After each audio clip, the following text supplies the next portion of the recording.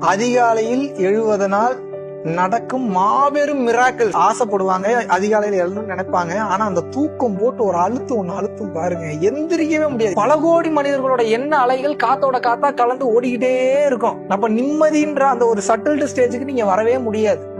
ஆனா இதுவே அதிகாலை நேரத்துல என்ன ஆனா எல்லாரும் தூங்கிட்டு இருப்பாங்க, எண்ண அலைகளோட ஓட்டமே இருக்காது, ரொம்ப பிளெயினா இருக்கும். இந்த பிரபஞ்சத்தோட சக்தி மேலோங்கி இருக்கும். இவ்வளவுதான் கான்செப்ட். இந்த உடலில் இருக்கக்கூடிய அந்த ஆத்ம சக்தி நல்லா வலுப்பெற்று இந்த சுத்தி இருக்கக்கூடிய அந்த பிரபஞ்ச ஆற்றலை கிரகித்து கொண்டு எது உங்களுக்கு தேவைன்னு உட்கார்றீங்களோ அதுல ஃபுல்லஸ்ட் அவுட்கம் கொடுத்துரும். அதனாலதான் வந்து பாத்தீங்கன்னா ஏஆர் ரஹ்மான்ல அதிகாலையில உட்காந்து மியூசிக் போடுவாங்க.